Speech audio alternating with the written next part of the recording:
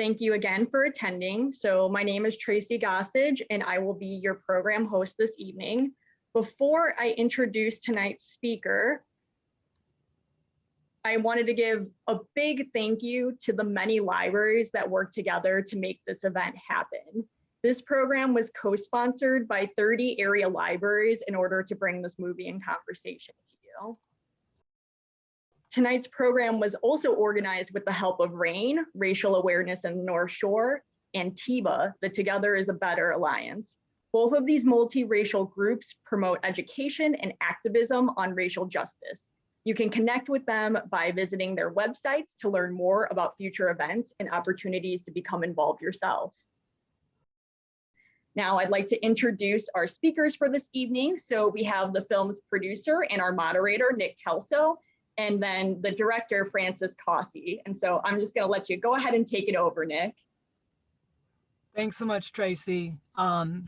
Such a huge thank you to you, Tracy, for being really pivotal in this happening. So big thanks to Tracy at Northbrook Library. And as Tracy mentioned, I have to give another thank you to Bruce Bondi at RAIN, Racial Awareness on the North Side, a great group to connect with if you want to take this conversation further. And of course, our dear friends of the film and of Frances and I, the Together is Better Alliance. And we'll share a link to them in the chat later.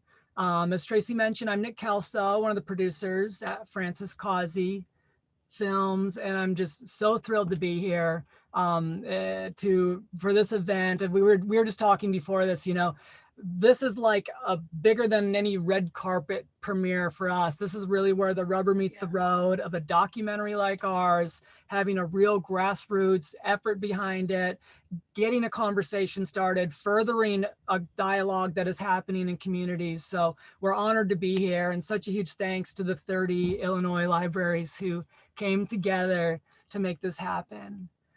If you haven't watched the film yet, I'll share a quick backstory and also share the link to watch. So The Long Shadow follows former CNN senior producer, TED contributor, and Emmy Award-winning director Frances Causey and producer Sally Holst as they trace back their family's legacy of white privilege, placing it in the context of the history of anti-Black racism in the United States that began with slavery and continues to impact our society today. The film has reached almost 90% of the country on PBS. We actually just aired in the Washington, D.C. market last night, which was really exciting.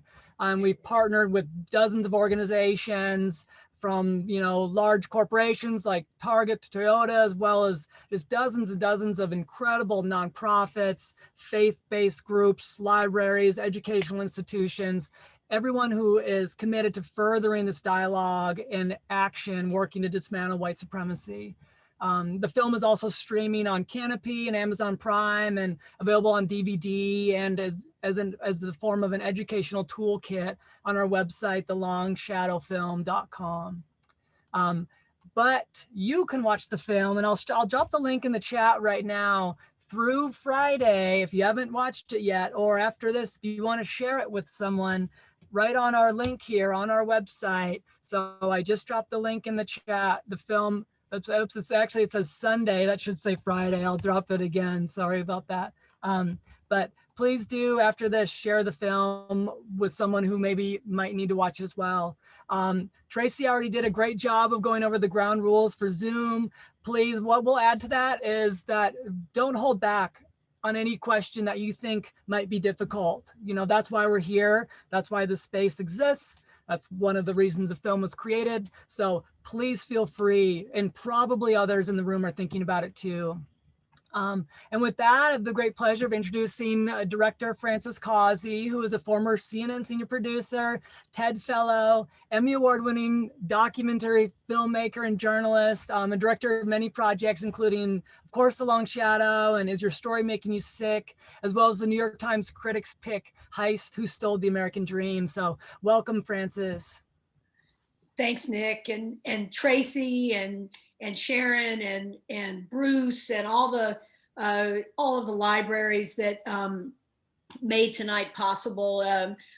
This is a night we've been looking forward to for a long time, and so let's get right to it. And your questions are the star of the day. So let's talk about your questions. So Frances, right off, we have a couple of questions that are quite similar from Judith and Mary asking, since both sides of your family were enslavers, have you done research on the people they enslaved? Have you discovered any of their descendants? Have you met with the descendants of the formerly enslaved within your family? Great question. I was just minding my own business one day, and my editor, Maureen Gosling, and co-creator on the movie, texted me a woman who is president of a technological university, was talking about her family being at Cuckoo, which is my family's home place in Virginia. The shot of me sitting on the steps is a place called Cuckoo in Virginia. And the woman did not want, I reached out to her. She didn't, specifically because she didn't know much about her family. And her family had been enslaved by mine. And I wanted her to know that Cuckoo existed, and that chances are her ancestors were buried there. She chose to remain anonymous, which I totally respect. But we're watching Henry Louis Gates. She was on his show, Finding Your Roots, and he had located her enslaved ancestors there. And so I've been so busy with the film. It's been very difficult to find a lot of the folks that, as my cousins say, and I had to correct her. There were a lot of people that after the revolution, or excuse me, after the Civil War, they quote unquote chose to stay at Cuckoo. We know that they didn't have any other choice. It was either starvation or choose possibly to stay. And that was the decision they made. So it's a great question, but I have made contact with one family. And so I hope one day she'll go to Cuckoo and I can go and meet her. That would be a dream come true. And Frances, we have a question from Van Gilmer, and I just want to remind everyone to please add your questions there. Just click that Q&A box, and we're welcoming all of your questions. Van asks, what was the city of Greensboro like after the sit-ins there in 1960 to 63 that led you to decide to take action to produce The Long Shadow? And I think maybe that's a good question of talking about what did lead you to create this film. Right. Good question, Van. So I was born in 63, but I had heard stories. My grandfather was captain of the North Carolina Highway Patrol, and I had heard stories about the sit-in. In fact, my grandfather was, this is not in the film, but my grandfather was in charge that day, and according to the family lore, and I hope it's true, he's gone now, so I can't ask him to corroborate, but allegedly he let the four sit at the lunch counter. I'd like to think that that's really true. But what came after that was, a legacy in the South. It was present in Greensboro, certainly of my childhood, and then later when I moved to Tennessee, a legacy of the voting bloc, the solid voting bloc of the racist South. One of the things that it's I hope apparent in the movie, is that the South really organized around this issue of white supremacy, not white privilege, white supremacy in the form of the Dixiecrats. And they leveraged that power that we talk about. And primarily, in many, many ways that they leverage it. But one of the things I hope comes across in the film is in the three-legged stool of the American dream, right? Education, housing, and employment. The South really put that political power to work and as I talk about, for instance, in the movie, denied Social Security to African Americans for the two primary Black vocations of the era, sharecropping and domestic service. And this is a key component of the American dream. And so that was present in Greensboro. It was present all over the South and the entire country, right? So let's not let the entire country off the hook. I mean, basically the South went to FDR. I mean, the country's sinking at this point, and FDR, the NAACP and the politicians supporting the NAACP at the time go to FDR and say, you've got to outlaw this lynching bill. And the South said, if you do that, FDR, we will not vote to support your New Deal. We couldn't even, when I say we, the South and the country could not even agree in 1938 to outlaw lynching. And so I think that, we had legalized discrimination against African Americans up until 1964. And to think that we would have dealt with centuries of institutionalized, enforced, engineered, deliberate anti-Black racism, that we would overcome it in 5 or 6 generations. Fast forward to today, we really need to be honest about that. And we need to roll up our sleeves like Tiba is doing, like your group is doing. We were with a group of women, business women last night.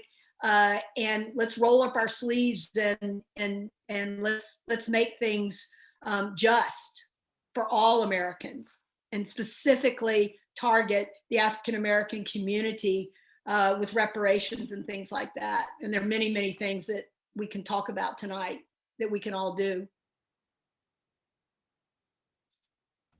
Frances, can you talk a bit more about reparations and the history of them existing in our country and what we could do? We had a couple of folks ask, do you believe reparations are an appropriate response to our nation's past? And what about reparations would be most meaningful? Right. So I hope Nick will share with you my resource list and all the books I read. Probably first among them was a book about capitalism and slavery, and how the enslaved, the American economy was built on the backs of the enslaved, right? And so if it seems pretty intuitive to me that if up for several hundred years, if you've marginalized, you've legally discriminated against African Americans up until 1964, there have been, that's the whole point of my movie, right? There have been it's almost an economic Armageddon. I mean, in my childhood of the South of my childhood, it was apartheid. As I later learned about apartheid in South Africa, we had our own version of economic apartheid.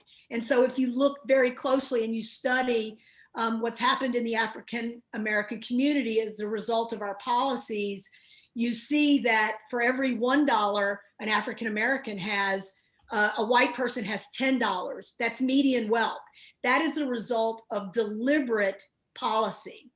This is not just something out in the ether that kind of happened. This was deliberately done, right? And so you see most of the problems in the African American community today can be directly connected to poverty. And so there's a bill out there, HR 40, which has been in committee a long time. For some reason, and I know why, reparations has been a word that has been marginalized, scandalized, and because of racism itself, right? But we already did this. We did this with Japanese Americans after World War II, after we so wrongfully interned them. We gave close to $30,000 to each Japanese American family. And so we still see economic marginalization, for instance, in the form of PPP. for very good reason, African Americans, for the most part, don't have great relationships with mainstream banks. They've been targeted for high interest loans, and they, we need to put money into the hands of Black businesses, capital into the hands of Black businesses. And so, that was the desire, that was the goal of was to help small business. Well, as we discovered on the second round, it wasn't getting into the hands because it was being distributed by mainstream banks, right? And so I think they learned, the Biden administration learned from the first distribution, and some of that is changing. But here's another main theme of the movie. After Reconstruction, I document the backlash against African Americans who were taking their newfound freedom seriously. They were getting politically involved. They were doing better economically. And you see this white pushback against the advancement of African Americans. You see it after the civil rights movement in the 60s, and you're seeing it now, right? And so we cannot let, I pray things are different this time, and there's some indications, I hope that it's different. But it's really gonna take one viewer at a time, one person at a time.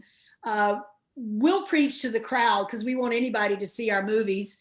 And as Sharon at TIBA, who has a few reformed racists amongst her group at TIBA, we really need to get this information to people who are skeptical. And quite honestly, if they're skeptical, they haven't been exposed. They're walking kind of around unconsciously in their society, unaware of their privilege. And really, of course, what we're talking about too, in many ways, is the American people are not educated. They're not educated about this history. And so I saw a question in the chat about Tulsa. I really wanted to include Tulsa, which was a terrible race riot where hundreds of African Americans were killed in 1919, I believe. It's just a terrible, it's awful. Unfortunately, there are many, many stories like that, not as bad as Tulsa, but I really wanted to, show the entire history, the over 400 years of the history in one 75-minute sitting. So everybody from my generation, the Southerners I grew up with that thought slavery was benevolent and it was all these things, these myths that I grew up with, which by the way, I addressed in my TED Talk a lot more personally about those myths that I grew up with. But we've got to educate people and continue to really force change. And we're better off than we were a year ago. And unfortunately, it took Mr. Floyd's death and Ms. Taylor's death. And so let's not let them die in vain. Let's, as white allies of the Black-led movement, continue to support revealing our true history. And we can't move forward unless we come to grips with our history. That was a very long-winded answer, Nick. No, you're good. Oh, absolutely. And you're touching on a lot of things people are bringing up. So thank you everyone for your questions. They've been great questions. This was interesting, Frances, and you were touching on sort of when you're speaking on reparations, the economic impact, obviously. So this question is, okay, the film brings up the fear that white people have of losing their privilege. Has anyone done research on how white people would actually gain from equity for all? Financially, lower taxes, property taxes, lower health insurance costs, healthy meals. This patron is thinking that might get people thinking as equity being a gain for all rather than a loss for some. It's a great question and comment, and I end the film with that. What are we so afraid of, right? So a rising tide should lift all boats, right? So think about it. Think about if we make a conscientious effort to get capital in the hands of African Americans, do retraining, training, we use that human ability and possibility, and we embrace that. And we would bring, 25 million, millions of people, our own American citizens. And by the way, if you don't, I think of this, the African and the African American experience in our country they should not bear the burden of this history. We should, as Americans, want to move past this history by making reparations, by amending. There's a very much a spiritual component to this. When in a lot of spiritual circles, it's, if you win, I win. If you win, I win. Why is it any different? We just need to do it on a national scale, right? And so we need to raise the issue to one of national importance by holding hearings, for instance, very similar to what was done in South Africa. They just had 50 or some odd years of apartheid. No other country institutionalized and profited off the enslaved as much as the United States. Brazil came kind of close, but we have a unique history here, a very, very unique history. It's not to excuse genocide against First Nations people and what Hispanic folks face in our country, but this is a very unique situation, and we need to recognize it as such and make it an exception and consciously work to address it. And that includes a few of the things that I've mentioned. Obviously reparations can take many, many forms, but let's study it. Let's put a task force on it and let's act. We had the Kerner Commission in the 60s, and a lot of the same issues came up, but nothing for the most part was done. You have the Housing Act in 1968.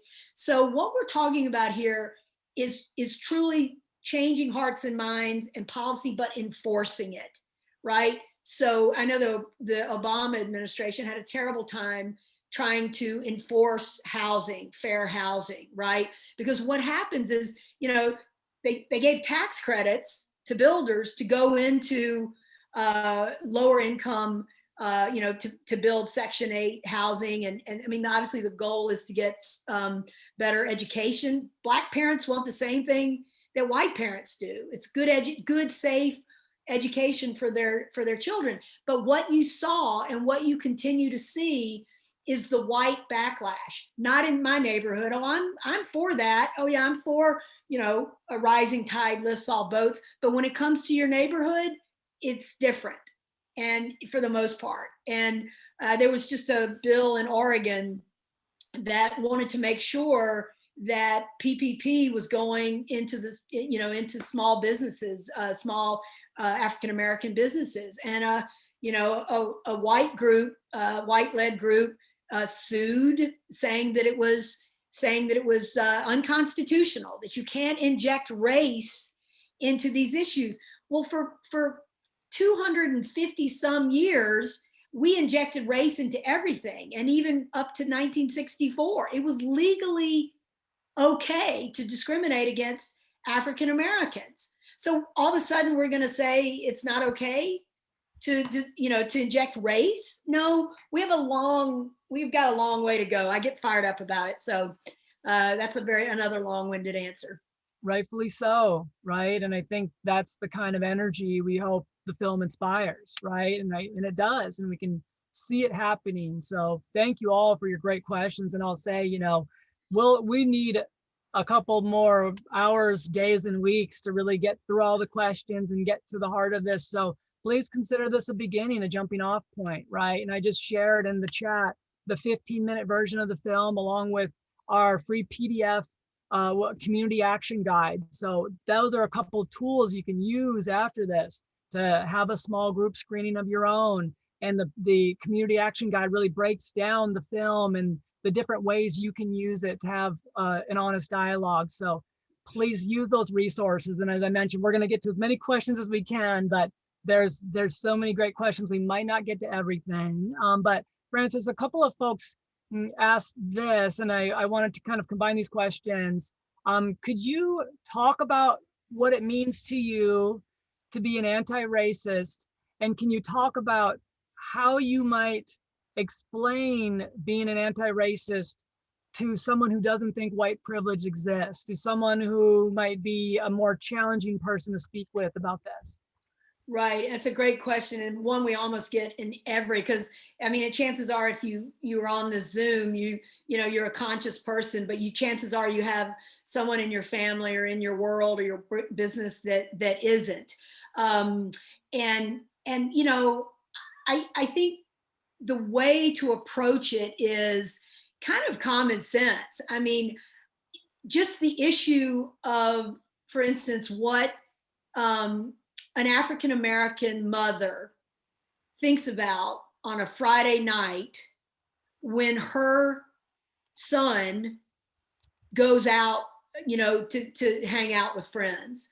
Her concerns and her are very different from a white mother's, apart from other issues that a white mother might have with her child, right? And so the idea that the color of your skin hasn't afforded you advantages in our society. Again, I point to in 1957, a returning Black World War II veteran, a hero. He was decorated in fighting courageously for this country, was lynched in South Georgia.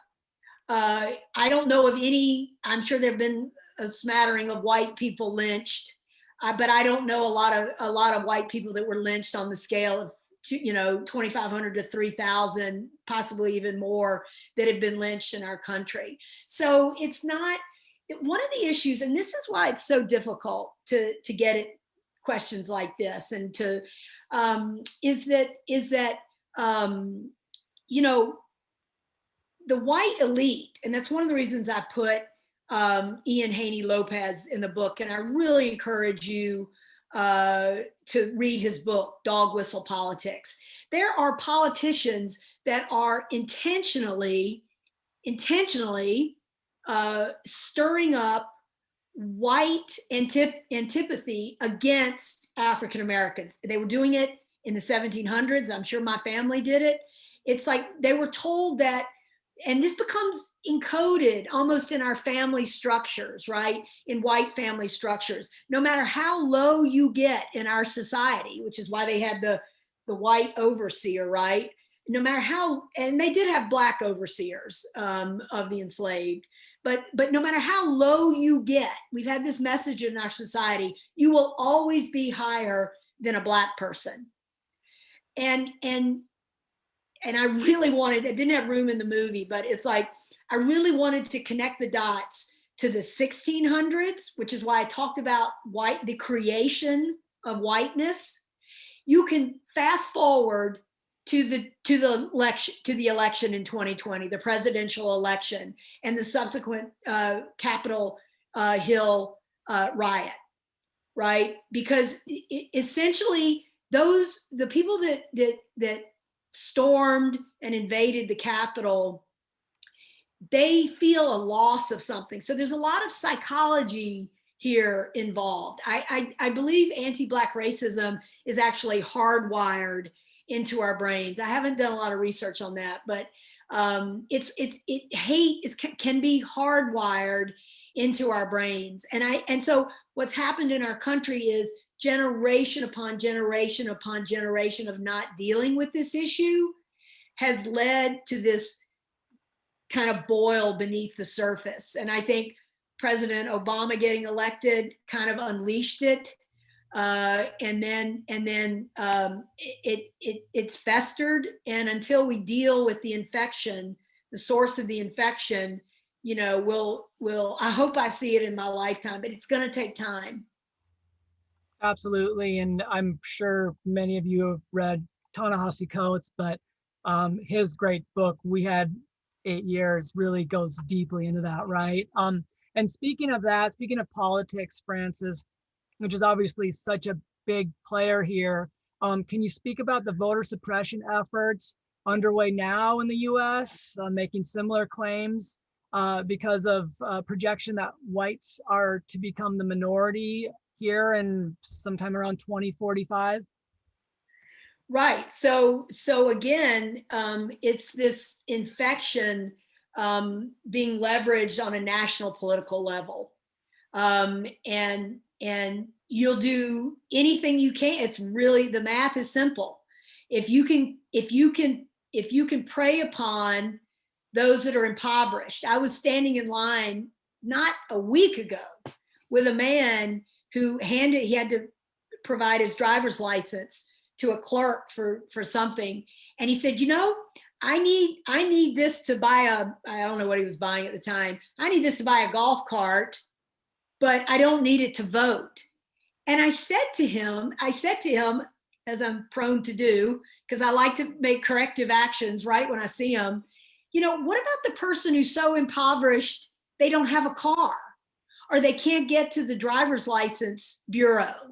That's white privilege in action. We take those kind of things for granted, that we have a car, that maybe somebody will, if somebody passes away in our family, okay, you're not going to inherit $1 million, but maybe you'll get an old beat up car, or you'll maybe, the expectations for people that are so unconscious about their privilege is mind numbing. I'm like, well, what about the person who doesn't have a driver's license? What about them? I mean, so it's real clear.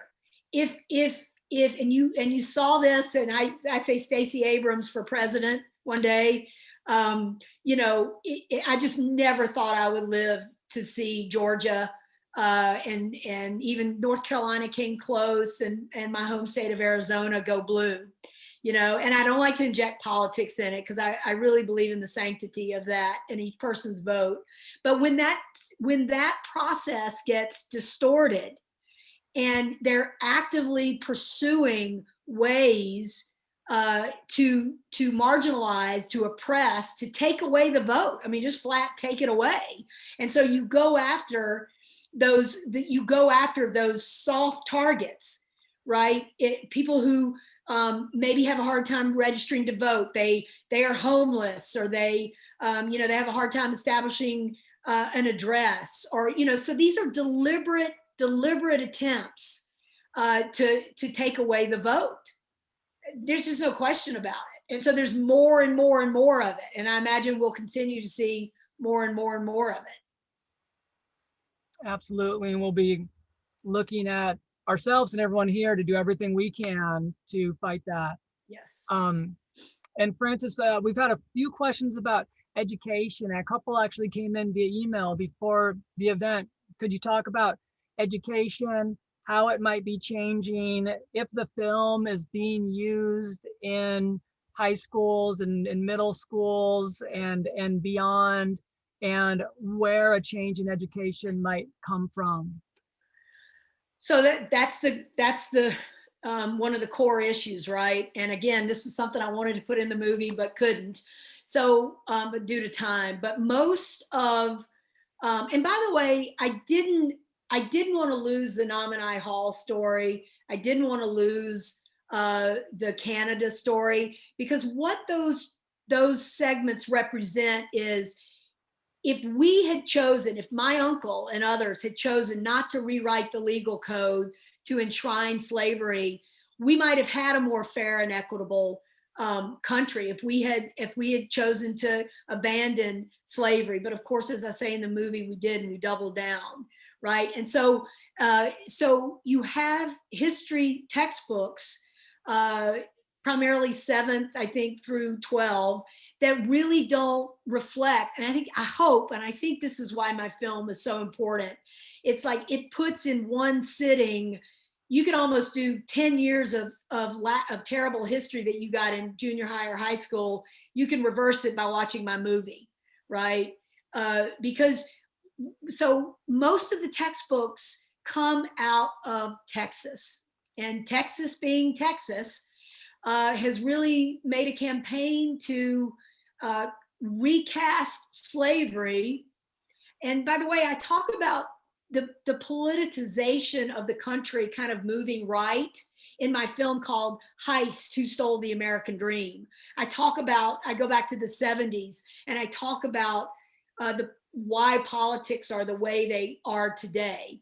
But essentially, slavery is and I think reversing the effects of enslavement and Jim Crow is a national emergency.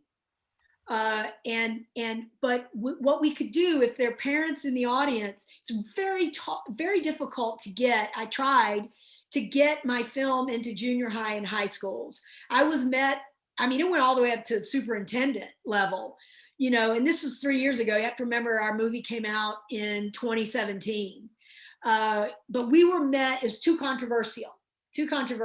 And I think hopefully it would be a little bit different now. This is a more difficult thing to pin it on, but distributors. So we've done a really good job of grassroots. Nick, give yourself a hand. Nick has done amazing work distributing the film to grassroots. It's because we met that impediment in the junior high and high school level. Distributors, and we are signed with Passion River, but we can do our own thing. They don't typically, junior high and high schools typically don't have funding to license films. Now, I would give my film away if someone in the audience today came and said, hey, I've gotten my PTA behind it, and we'd like to show your film in the junior high and high school. I will give it to you for free. It's just, I don't have, typically it takes hundreds, if not thousands of emails till you get someone in a high school or a junior high that's willing to go through the red tape to show our film. But I tell you, a secret weapon might be the PTA. So if you're in the audience tonight and you have taken an interest in your child's textbooks and how they're casting slavery, talk to your PTA and say, listen, we've got this great film that really, and I think it's suitable. I've asked psychologists, and I believe our film is suitable for 7th grade and up, but that's been the problem. But I see the PTA as if anybody has any connections at the national PTA level, we've tried. We would give our film to junior high and high schools. We'd give it to you free. And, we've met some incredible parents and PTA members on these calls who are doing great work. And we've given the film to a few different high school teachers, right, who reached out and wanted to use it as a curriculum. So as Frances mentioned, this grassroots effort really means so much more to us than, it's great to be streaming on Amazon Prime, but that doesn't lead to anything like this, right? And so these types of grassroots conversations are really what we're in this for. And that's why we would hope to work with more groups like that and beyond, right? And so, Frances, we've had a few questions about audience, which I thought were interesting. And, to be honest, we don't always get. Folks are wondering, how has this film been received in the African-American community? And is it just white liberals who are able to appreciate the film, the faith-based community? And maybe if you're willing, you could tie this into how this was received in your bubble, within your family, in your immediate circle. Right. So actually, the African-American community, the people that we've reached out to, that we've done Zooms with, incredibly supportive. And I think we've gotten a few that are skeptical. We were very, very early on, very sensitive to the cultural appropriation idea. And so I really made it a point to put African-American scholars in the film. I mean, I made the film for everybody, but I really made it, for white unconscious folks who, maybe are overtly racist if there's a modicum of willingness in them, but people who maybe just didn't have a dialogue, didn't know how to open the conversation, didn't know how to talk about it. So, but by and large, the African American community has embraced the movie.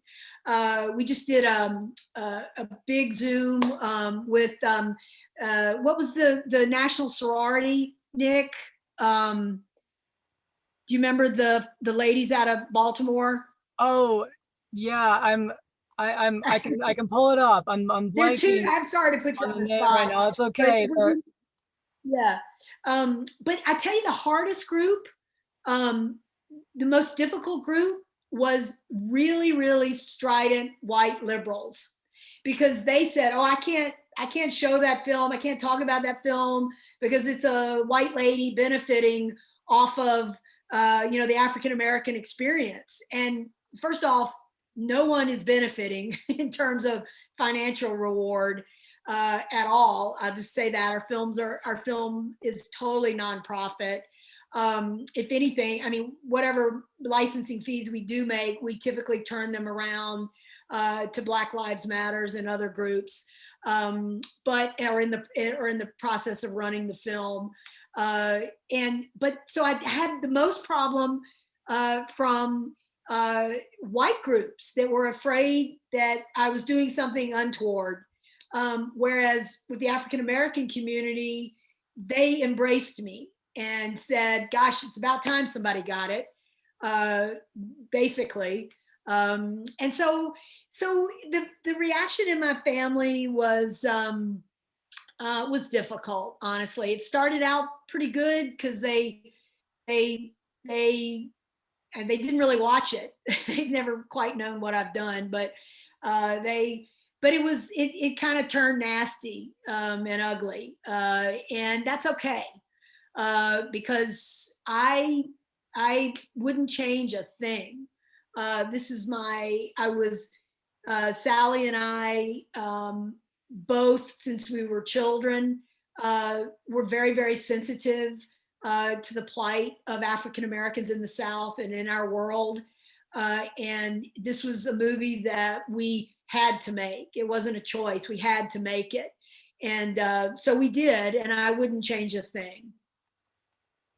And speaking of making the film and what you wouldn't change, which is fortunately nothing, we had a question ask, what was the biggest thing you learned other than discovering your uncle? What was the biggest thing you learned during production and researching for this project? I think, well, it's a good question. I learned many, many things. I learned to further confront my own bias, I think, probably. And, for me growing up, I was so sensitive. It was very difficult for me to process it. And obviously, as I got older, and I went to university, and I studied the apartheid movement. I think what I discovered was that I had more unconscious bias than I realized, but the film really, really helped me, and some other stuff I've read, further confront my own unconscious. I would never consciously do it. None of us would, I think. Anti-Black racism on a national scale is just counter to our values. I think that's one of the problems as a nation. I think that's one of the problems. It's so difficult for people to grasp the fact that we actually did this to our fellow citizens. I think it's so reprehensible. And so we kind of want to push it out of our mind, and we don't want to deal with it. But we are made so much less whole by not confronting it. And as we started out this Zoom, what are we so afraid of? So I think too, the resilience and the understanding, the resilience of the African American community, and and just the absolute brilliance and sheer resilience of the African American community that has been through so much. But this is an American story, and we are all responsible for it. And we, just like we care about our fellow citizens getting COVID, we should care that there hasn't been any generational wealth transfer. Every African American generation is starting from scratch. And the numbers just follow the numbers. And we should all care about that. Absolutely. And a high, again, also high on the list of things we're all, I think, thinking about or caring about is criminal justice system. Right. And so, Frances, I wondered if you could talk about we had a question about the different penalties, for instance, cocaine versus crack. And we've had questions about law enforcement and police departments being akin to runaway slave hunters, given the police brutality. Can you talk a little bit about the criminal justice system and how it consciously furthers the white supremacy that we're living in? Well, it preys on poverty. I mean, there are many multiple reasons, right? People commit crimes because they're impoverished, because they're desperate, they have no choice. I mean, the thing about anti-Black racism is there's not a part of our society, whether within us or outside of us, that it doesn't touch, right? But two examples: bail money, not requiring bail money way disproportionately impacts more impoverished African Americans. What happens when you go to jail? You can't make bail. There's a social impact to your family system. One of the reasons I made the movie, or was inspired to make the movie, if I could use that word, was seeing what was happening in Ferguson. And so I went to school on what was happening in Ferguson, and the Department of Justice later did a study on this and reported on this. But look at privatization of everything, right? So again, in Heist, you can see there's certain things that don't need to be privatized, right? There's a public-private partnership in a lot of areas that works. But if you look at the Ferguson court system, and I talk about this in length in my TED Talk, if you look at the Ferguson court system, that municipal court was being run by a private corporation. And so what's their goal? Make it as profitable as possible. So it got to the point where even the police admitted this, that they were rounding up a disproportionate amount of African Americans for stupid crimes, maybe spitting, or, as Mr. Garner unfortunately found out, selling one cigarette. I mean, they were rigging the system to make as many arrests as possible. And a huge disproportionate number of those arrests, very disproportionate number of those arrests, were African Americans. And so they couldn't make bail. And so, also what you have at work in, there's a wonderful, Richard Rothstein is in the film. He talks about white flight from the city of St. Louis and how the jobs followed, the whites to the suburbs. But this was, so if you look at Ferguson today, you have a direct reflection of this anti-Black racist policy. But you look at the federal government purposefully, after World War II, resegregating housing in Ferguson and in the St. Louis area, right? So I hope that's what comes across in the movie, that this was engineered. This was not some happenstance, just some flow of events that happened to catch up all these, Black folk in this policy. This was deliberate policy. And so you literally, I hope, when you go about your day tomorrow, you will think how this history has impacted folks that you meet in your day-to-day life, African Americans that you meet, because it has. There's just no question. And then not to discount the success, right? What African Americans have overcome and the success that they have achieved in our society. That is also to be applauded. But we really need to, just as much as we engineered the policy and the effects, we need to reverse that. Absolutely. And I wanted to just take a second to thank everyone who is on this call right now. So I'm watching the participant number, and it hasn't changed more than 10 people throughout this hour. So thank you all for being here, for sticking through this conversation. It's not an easy conversation to have. And that's why we are here to answer your questions, as well as provide tools like our community action guide and the short version of our film and our full film. So again, thank you to everyone for being here throughout this. Frances, we had so we have just about 5 minutes left before we'll hand it back to Tracy. We had an anonymous question come in, and I think it's probably one that others have as well. So I'm just wondering if you could try to provide an answer to this. And I think a lot of folks are probably thinking this. They ask, as a white woman, I sometimes feel like I ought to apologize for our country's oppression of Black people. How would I do it? What would I say?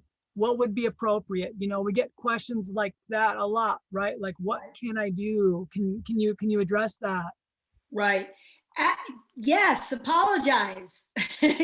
You know, apologize for the white supremacy that's been in our policy, but do it in a way, you know, maybe join a group, like start your own TIBA group, you know, make it more substantive, and maybe go to a group that's exploring these issues. And I was behind at Costco, I was getting, you know, gas behind a young African-American woman, and she had a t-shirt on that said, essentially, I can't remember the exact wording, but it was like, we need to protect and support our African-American women.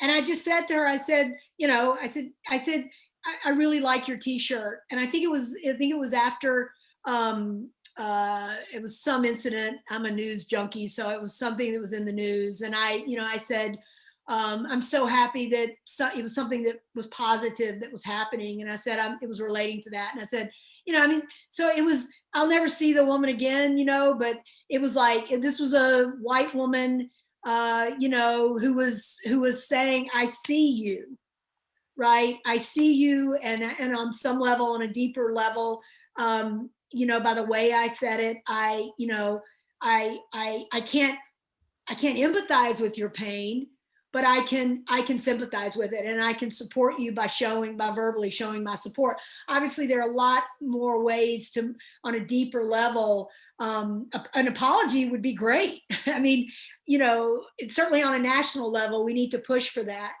You know, we need to have a national Truth and Reconciliation Commission on par with what South Africa did. Let's have a national apology, and then start to make material changes in the lives of African Americans. Absolutely. And you mentioned, you know, more than empathy, right? And what we try to talk about is solidarity, right? And action. And so I think possibly the deeper context behind you, Frances, in line, being able to offer that compliment to that African-American woman is the work that you've done to get there, right? And maybe that didn't happen overnight. And so that's something we can encourage everyone here to do, right? As we just posted our resource list again in the chat.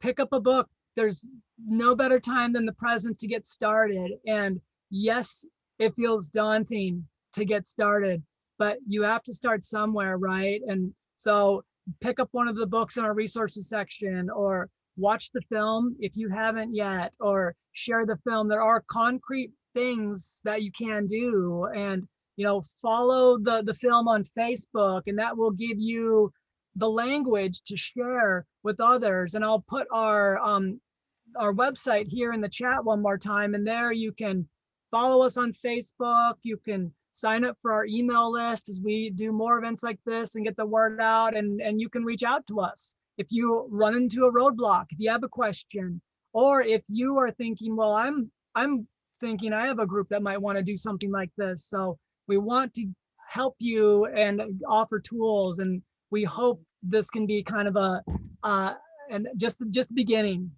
for all of you great people Raise here. the Go ahead. noise.